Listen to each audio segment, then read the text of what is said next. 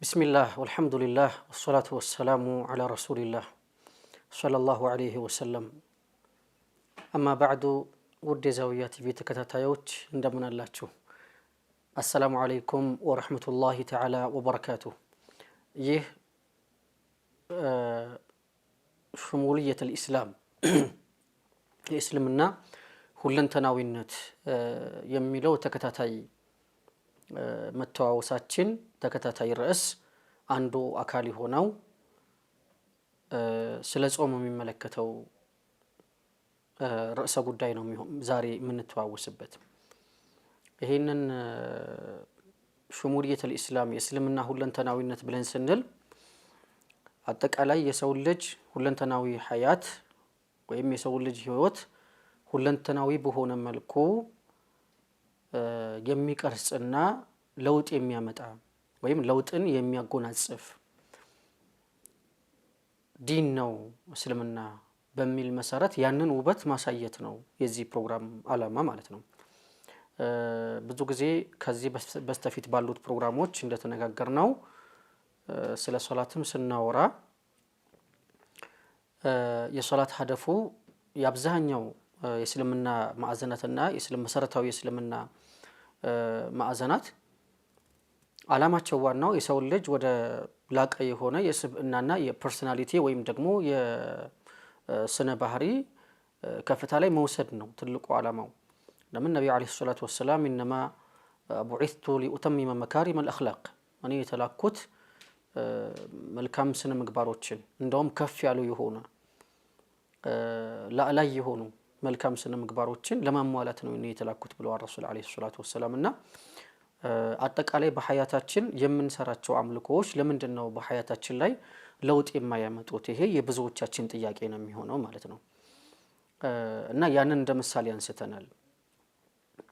ለምሳሌ من الصلاة تنهى عن الفحشاء والمنكر ሶላት ጸያፍና ወግዝ ከሆኑ ነገሮች ተከለክላለች ብሏል። ግን የሰው ልጅ ሶላት እየሰገደ የሚዋሽ የሚያጭበረብር حرام ውስጥ የሚዘፈቅ ሰው ይኖራል።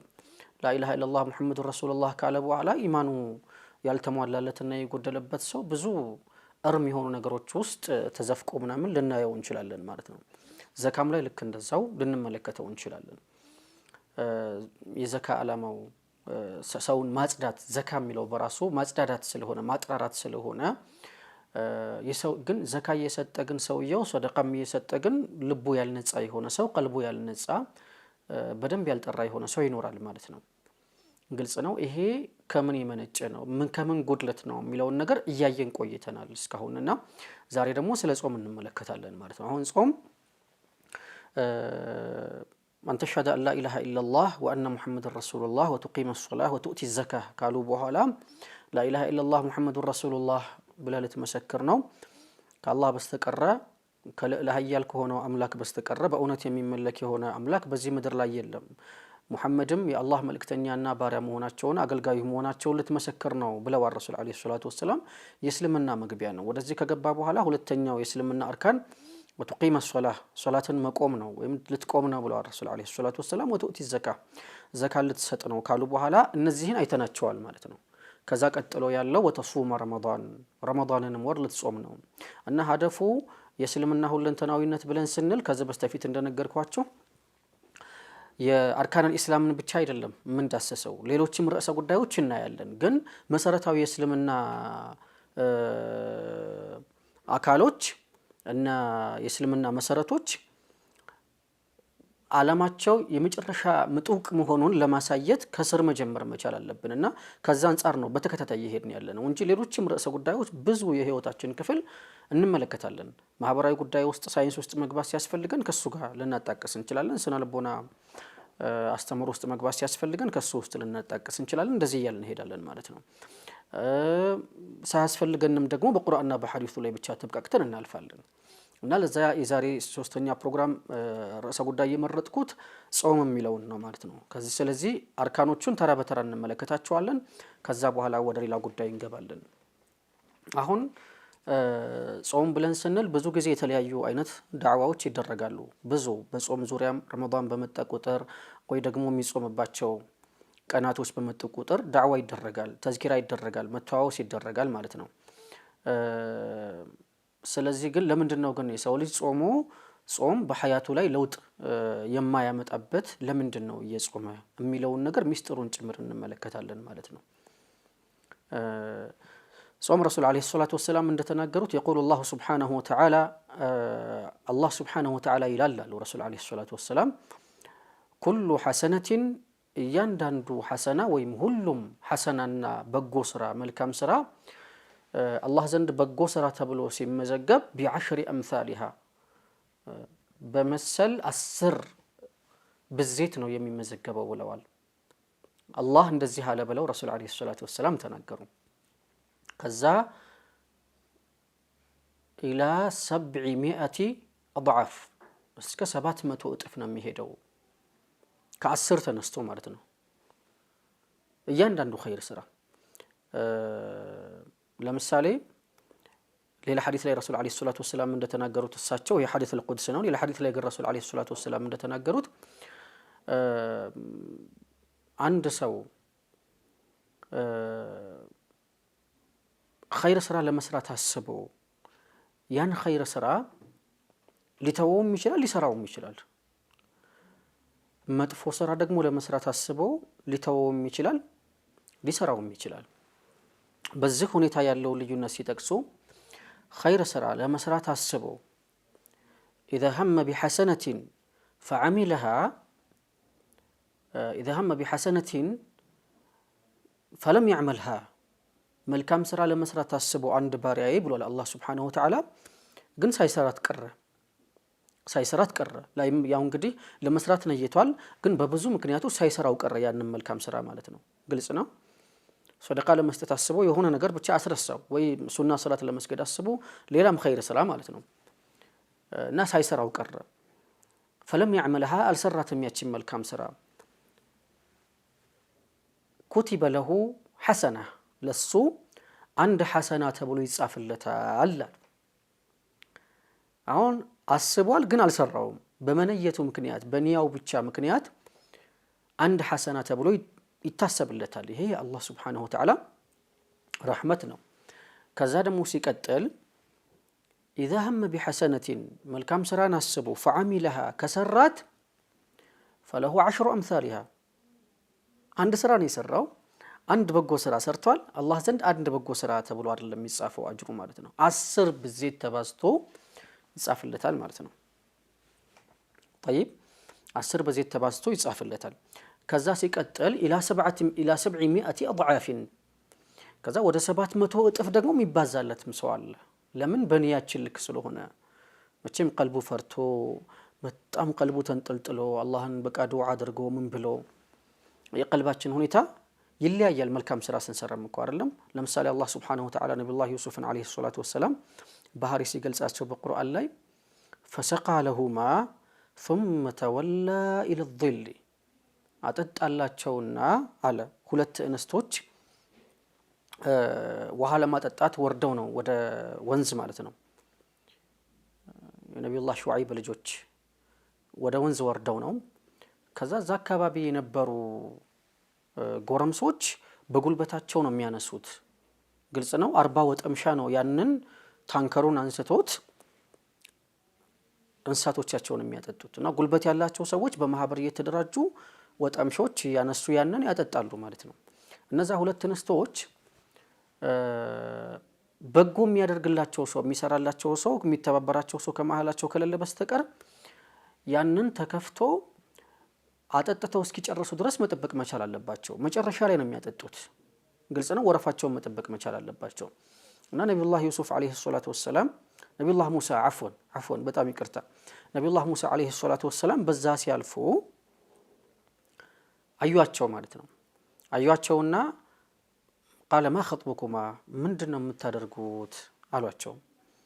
قالتا لا نسقي حتى يصدر الرعاء وابونا شيخ كبير እነዚህ እረኞች ወይም ደግሞ እዚህ የተሰበሰቡት ከብት የሚያጉኑት ወጣቶች እነሱ አጠጥተው ጨርሰው ካልሆነ በስተቀር እኛ ማጠጣት አንችልም ጉልበት የለንም አቅም የለንም አሉ። ከዛ ነብዩላህ ሙሳ አለይሂ ሰላቱ ወሰላም አላህ ሲገልጻቸው فسقى لهما አሁን ለአላህ ብለው ነው ብድግ አደረጉ። አንድ ነብይ የ40 ሰው ጉልበት ተሰጥቶታል እና ብድግ አድርገው አነሱና አጠጡላቸው። ፈሰቃ ለሁም አጠጡላቸው።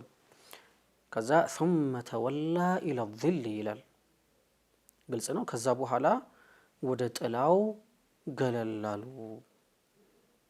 فقال ብሎ አለ ረቢ ኢኒ ጌታዬ ሆይ እኔ ሊማ አንዘልተ ኢለየ ወደ እኔ ላወረድከው ጸጋ ሚን ኸይሪን ከመልካም ጸጋ ፈቂር በጣም ከጃይ ነኝ፣ አሁንም በጣም የምተናነስ ነኝ።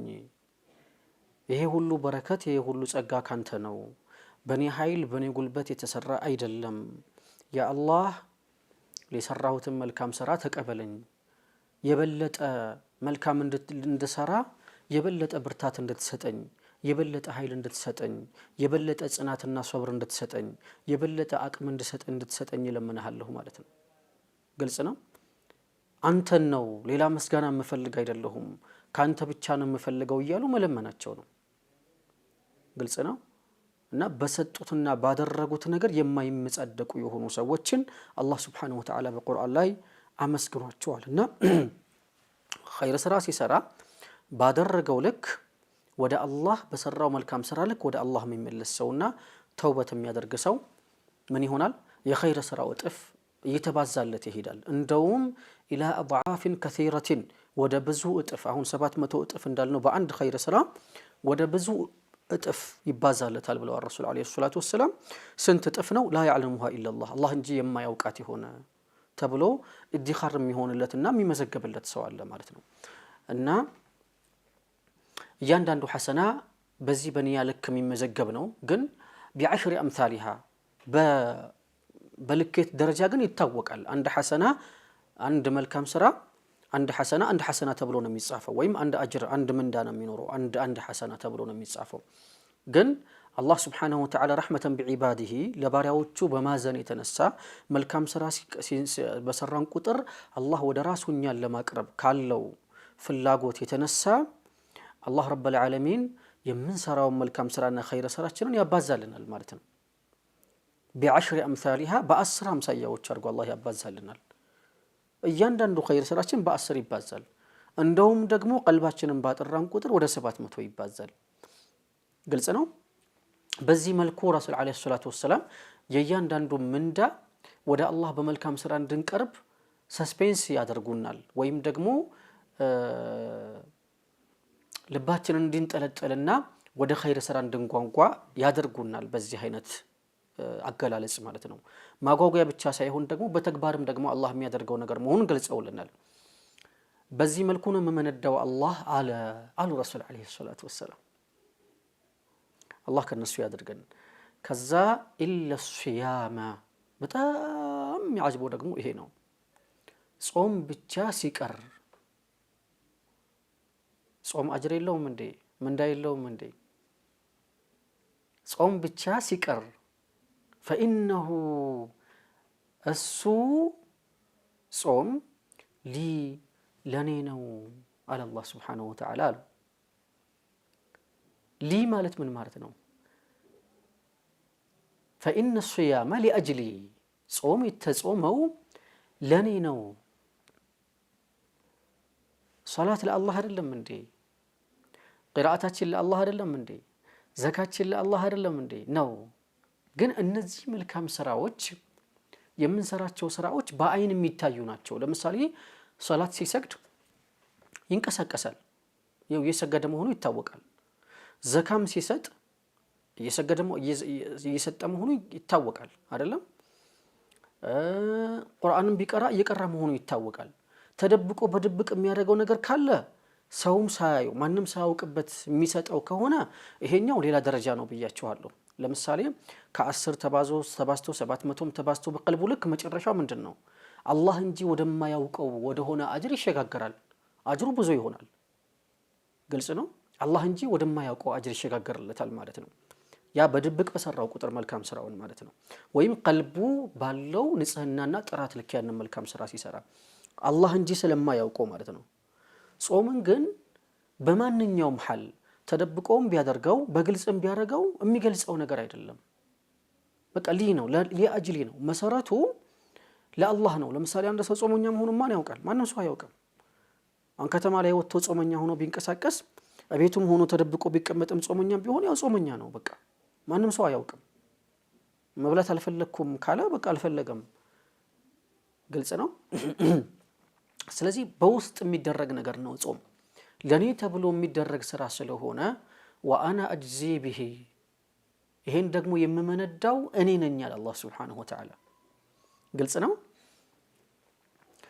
وقال صلى الله عليه وسلم رسول عليه الصلاة والسلام من قالوا لكل شيء باب قالوا ለሁሉም ነገር በር አለው አሉ።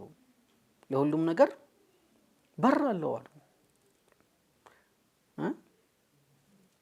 የሆነም ነገር አሁን የሚከፈት ነገር መቃ ነገር ሃይላንድም ስንከፍት ወይ ምን ነገር ስንከፍት ያው ክዳን ይኖረዋል፣ መዝጊያ አለው። ግልጽ ነው። ካልከፈትነው በስተቀር መጠጣት አንችልም። በርም ካልከፈትነው መግባት አንችልም። ግልጽ ነው። ለሁሉም ነገር በር አለው ወደሚገባበት ማለት ነው። ግልጽ ነው። ከአንድ አገር ወደ አንድ አገርም ለመግባት ምን አለው? የድንበር በር አለው። ስለዚህ በር አለው ለሁሉም ነገር አሉና ወባቡል ዒባደቲ አሉ።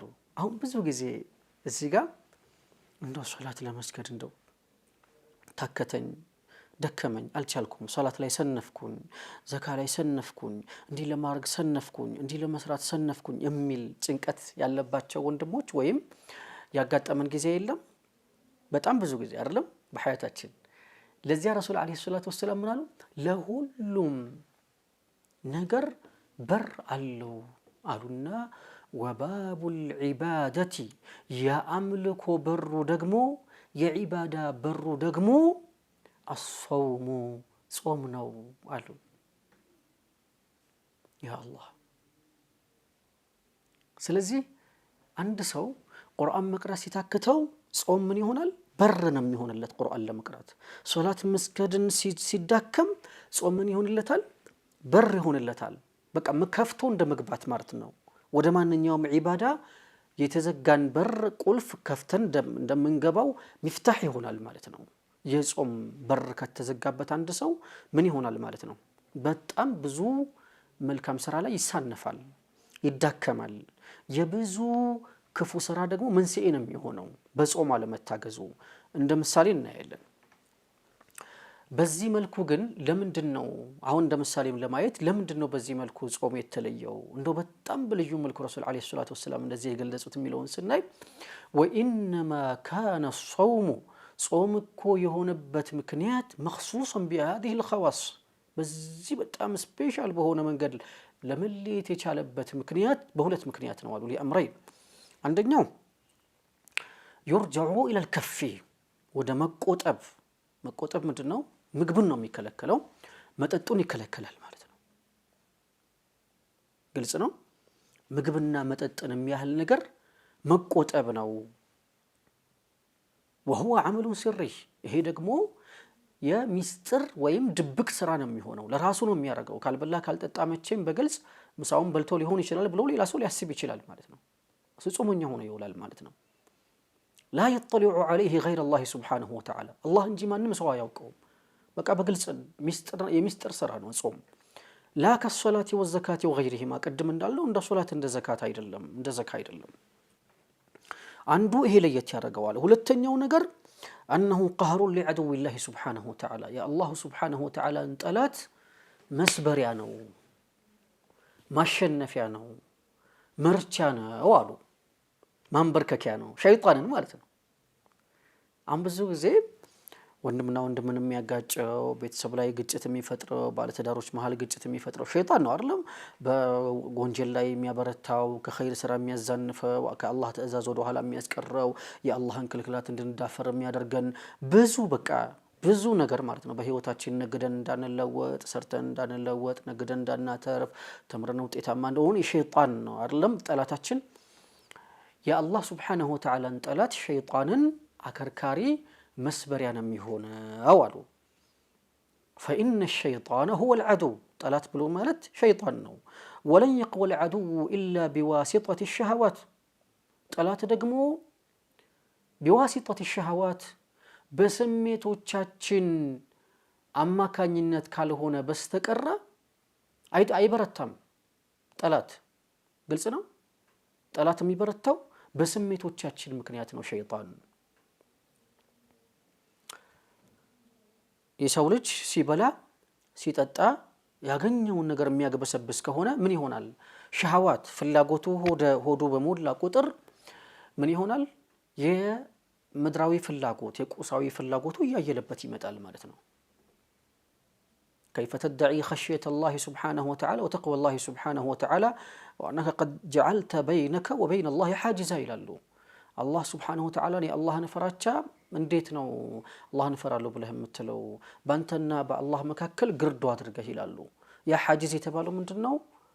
الطعام والشراب ምግብና መጠጡ ነው። እዚህ ድረስ ጉሮ ድረስ እየመጣ ያስቸግረዋል አምልኮ ዒባዳ እንዳይሰራ። ያ ደግሞ ምንድነው? ገሪዛ ወይም ደግሞ የስሜትን ማርኪያ ማለት ነው።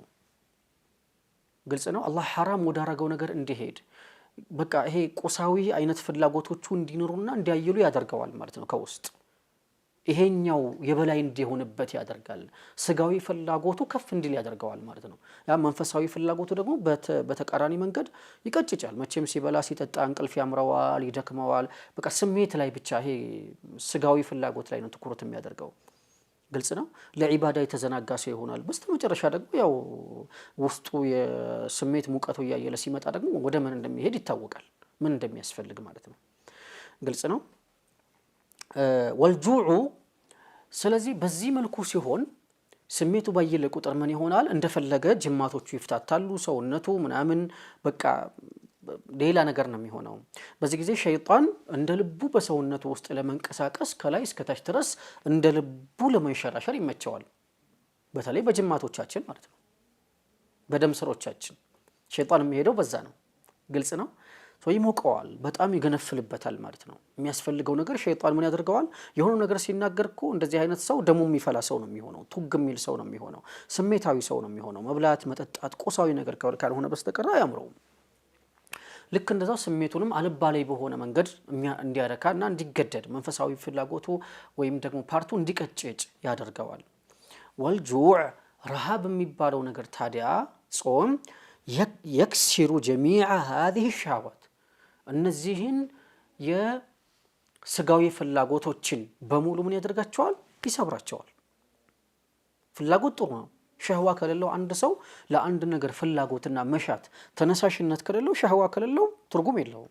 ሸህዋ መኖር አለበት። ግን ሸህዋው እስከምን ድረስ ነው? ሁለተኛ ደግሞ የምን ሸህዋ ነው ያለው የሚለው ነገር ይወስነዋል ማለት ነው። ይሄን ሁሉ ይወስነዋል። ይሄ ሸህዋን ሲሰብረው ጾም وهي آلة الشيطان የሸይጣን መሳሪያ ነው። ሸይጣን እንትን ሸህዋ ያ ስሜታችን ሲሰበር ሸይጣንም አብሮ ይሰበራል፣ ይከሳል፣ ይቀጭጫል። فلذلك قال الرسول عليه الصلاة والسلام الذي سبار الرسول عليه الصلاة والسلام من بلوال إن الشيطان لا يجري من ابن آدم مجرى الدم ይላሉ። ሸይጣን ከአደም ልጅ ይሄዳል ይላሉ። በአደም ልጅ ሰውነት ውስጥ ይሄዳል ደም እንደሚሄደው ወይም ደም በሚተላለፍበት በደም ቱቦ ውስጥ ይሄዳል አሉ ረሱል አለይሂ ሰላቱ ወሰለም። ከዚያስ فضيقوا عليه አጥብቡበት በሱ ላይ መጃሪየሁ የሚሄድበትን መተላለፊያውን ቢልጁዕ በረሃብ አጥብቡበት አሉ ረሱል አለይሂ ሰላቱ ወሰለም። በረሃብ አጥብቡበት መንቀሳቀስ እንዳይችል።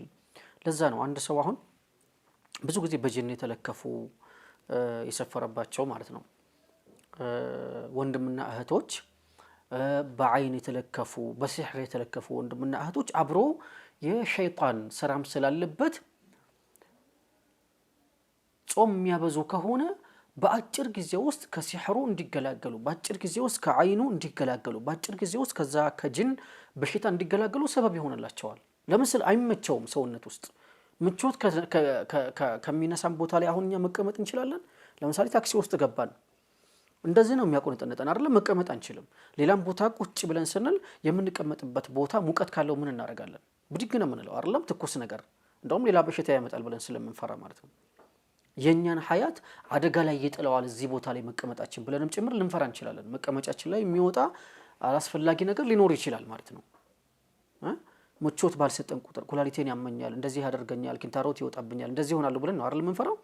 ልክ እንደዛ ሁሉ ምኝታችንን አቀማመጣችንን እንደምናስተካከለው ሁሉ እሱም የተመቻቸ ምኝታና መቀመጫ መስፈሪያ ሰውነት ውስጥ ከሌለው እንዲህ ብሎ ይሰፍራል። ከራበው ከጠማው ከጎረበጠው የሚወጋው ከሆነ የሚያቃጥለን ቦታ እኛ ልክ እንደኛ ማለት ነው ካልተመቸው ከጠበበበት መንቀሳቀስ ካቃተው ምንድነው የሚያደርገው? እፍን ከሚል ቦታ ላይ እኮኛ ውልቅ ነው የምንለው ቶሎ ከዚህ ቦታ ለመውጣት ብለን አይደለም። የሆነ በጣም ዘህማ ያለበት ግፊ ያለበት ቦታ ስንሄድ አይደለም እንላለን። ከዛ ቦታ ስንወጣ ሸይጣንም ማረፍ ይፈልጋል ጂን ነው ማለት ነው። ሰውነታችን ውስጥ እኛ እየጾምን ካስጨነቅነው ምን ይሆናል? መቀመጥ አይችልም እዛ ቦታ ላይ። እና አንዳንድ ጊዜ እስልምና አንድ ነገር ዝም ብሎ አይደለም ዋጅብ የሚያደርገው። አሁን ጾም ሲባል እንደው ረመዳን የታሰበበት ብዙ ዓላማ አለው። ግን ከዛም ውጭ ግን ለምሳሌ እንደ ጾም እንበረታታለን አይደለም። ሰኞና ኸሚስ አለ፣ አያመል ቢድ አለ፣ ረመዳን አለ፣ አያመል ቢድ አለ፣ ሰኞና ኸሚስ አለ፣ አሹራን ጾማለን ብዙ ማለት ነው። ግልጽ ነው። ሸዋል እንጾማለን። እነዚህ ሁሉ ጾሞች አንድ አላህ ደግሞ ያገራለት ሰው ደግሞ ከዚህም በላይ አንድ ቀን አልፎ አንድ ቀን የዳውድን ጾም የሚጾም ሰው ደግሞ ይኖራል። ነብዩላህ ዳውድ አለይሂ ሰላቱ ወሰለም ጾም የሚጾሙ ሰዎች ይኖራሉ። እንደዚህ የሚያደርጉ በአካል የምናውቃቸው ስላሉ ማለት ነው ብዙ ወንድሞች። طيب ይሄን የሚያደርግ ሰው ሁሉ ጊዜ በተለይ ደግሞ ጤነኛው ሰው ወደ አላህ ለመቃረብ ከሆነ ሌላ ችግር ያለበት ሩሃንያ ችግር ያለበት የሸይጣን ችግር ተለብሶ የሸይጣን መስፈር እሱ ላይ ከሰፈረበት በአይንም ይሁን በጅንም ይሁን አይን ሲባል እኮ ያው ዞሮ መቼም አብሮ ጅን አለ አይደለም። ዝም ብሎ አይደለም ሰው ስላየን አይደለም አይንኛ ላይ የሚያርፈው። በፍቅርም ይምጣ በጥላቻም ይምጣ ዞሮ መቼም የሚያርፈው ጅን ነው አይደለም። ስለዚህ ያ ነገር እዛ ቦታ ላይ መቀመጥ የሚቸግረው ሁኔታ ስለሚኖር ምቾት ስለማይሰጠው ይሄዳል። ስለዚህ ይሄን እንደ መድኃኒት መጠቀም ያስፈልጋል። ባለፈው ፕሮግራማችን ልክ ሰደቃን ለህክምና እንዴት እንደምንጠቀመው ረሱል አለይሂ ሰላቱ ወሰለም ባዘዙ መሰረት ለህክምና እንዴት መጠቀም እንደምንችል እንዳሳየነው ሁሉ ይሄም ልክ እንደዛው ነው የሚሆነው። ተገቢ ያልሆኑ አንዳንዱ ሰው ሴሰኛ ይሆናል ለምሳሌ እንበል። ግልጽ ነው። ይሄ የሴሰኝነት ባህሪ በቃ እንደው ተኝቶ በስሜት ከተቃራኒ ጾታ ጋር ተኝቶ የማይረካ ሰው ይኖራል፣ ሴትም ሆነ ወንድ ማለት ነው። ግልጽ ነው። እንደዚህ አይነት በሽታ ይሆናል በነገራችን ላይ በቃ ዝም ብሎ ማለት ነው ባገኘበት ቦታ ላይ ስሜቱን ማርካት የሚፈልግ ወጣትም ይሁን ማንኛውም አካል ማለት ነው። ግልጽ ነው። ያገባም ሆኖ ራሱ ሊፈተን ይችላል። ለእንደዚህ አይነት ሰው መድኃኒቱ በቃ ይሄ ነው። አንዳንድ ጊዜ የሻህዋ በሽታ አለ ራሱን ይችላል። ለምሳሌ እኛ በሳይኮሎጂ ህክምና የሚሰጠው አንዱ አካል ይሄ ነው። አንዱ ችግር ይሄ ነው። ዲስኦርደር ነው፣ በሽታም ጭምር ነው። ሰው መታከም ያለበት ነገር ነው። ይሄንን ሊከሰርልን የሚችለው ሊሰብርልን የሚችለው ጾም ነው። فإنه أغض للبصر وأحسن للفرج አይንን ለመስበር ብልትንም ደግሞ ለመጠበቅ ስሜትን ለመግራት ይጠቅማል አለው። ስሜት ምንድነው? ይሄ ብቻ አይደለም ሻህዋ ብቻ ሌሎችም። ለምሳሌ አንድ ሰው ቶሎ ተናዳጅ ሰው ይኖራል፣ ቶሎ የሚከፋው፣ ቶሎ የሚቆጣ፣ ትዕግስት የሌለው፣ ጽናት የሌለው፣ ራሱን መቆጣጠር የማይችል ሰው ይኖራል አይደል? እንደዛ አይነት ትዕግስት መለማመድ ይኖራል። ግልጽ ነው።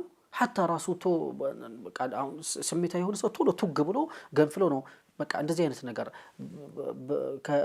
ሌላም ነገር ስሜቱን ሲያረካም ቶሎ ረክቶ ቶሎ ነው እንትን የሚለው ከዛ መልሶ ነው የሚያስፈልገው። ይሄ በሽታ እኮ ነው አይደለም? የሸይጣን በሽታ ነው። ግን ራሱን መቆጣጠር የሚችል ሰው ሌላም ነገር ማድረግ ሲፈልግ ነገሮችን በተለያየ መልኩ ነው የሚያስተውለው የሚያገናዘበው። ሐታ ራሱ አልጋ ላይ እንኳን ከባለቤቱ ጋር አብሮ ለተኛ ቢል ጥንካሬ ይኖረዋል፣ ሷብር ይኖረዋል፣ ቀውይ ይሆናል። መንፈሱ ረሃብን የሚያክል ነገር መቋቋም ችሏል። ግልጽ ነው። መንፈስ እየጠነከረ በሄደ ቁጥር አቅሎ ማስተዋል በቻለ ቁጥር ምን ይሆናል? ሰውነቱ በጠነከረ ቁጥር ከባለቤቱም ጋር ሲተኛ ጠንካራ ነው የሚሆነው፣ ቀውይ ነው የሚሆነው። ግልጽ ነው። ግን ሐላል ባሆነው መንገድ በሚያስፈልገው መንገድ ስሜቱን አርክቶ ከዛ በኋላ ምን ይሆናል? በቃ አዲሽ አስፈላጊ በቃ እሱ በሚያስደስት መልኩ ተገቢውን ጊዜ ቆይቶ ተገቢውን በሆነ መንገድ ተገቢው ቦታ ላይ ሐላሉን እንትን ብሎ ከዛ አልሐምዱሊላህ ይብቃቃል። በቃ ያ ሰው ደግሞ ቆሻሻ ነገር አያስፈልገውም። ግልጽ ነው። ሐላል ነገሮች ላይ ለመውደቅ ሰበብ ይሆናል፣ ከሐራም ነገሮች ደግሞ ለመራቅ ሰበብ ይሆናል። ቆሻሻ ነገር ላይ የሚገኝ ሰው አይሆንም ስሜቱን ስለሚሰብረው። ሸይጣን ደግሞ በዛው ልክ እንደዚሁ ደግሞ ይሰብረዋል፣ መንቀሳቀስ አይችልም። ከእንደዚህ ሁሉ በሽታዎች መድኃኒት ነው የሚሆነው። ለእንደዚህ ሁሉ ጤናዎች ደግሞ ሰበብ ነው የሚሆነው ጾም ማለት ነው። ግልጽ ነው። ስለዚህ በዚህ መልኩ ጾምን እንደ መድኃኒትም ጭምር መጠቀም እንችላለን። ኢንሻአላህ ለዛሬ ሰዓት አልፏል ወይም ደግሞ ሰዓት አልቋል እያሉኝ ስለሆነ በሚቀጥለው ክፍለ ጊዜ የዚሁን አካል አንስተን በዚሁ ስለ ጾም ፕሮግራማችን አላጠናቀቅንም የምንወያይ ይሆናል ኢንሻአላህ። በሚቀጥለው ክፍለ ጊዜ አላህ በሰላም ለመገናኘት ያብቃን። وبهذا القدر أكتفي لزاري وصلى الله وسلم على نبينا محمد وعلى آله وصحبه وسلم. السلام عليكم ورحمة الله وبركاته.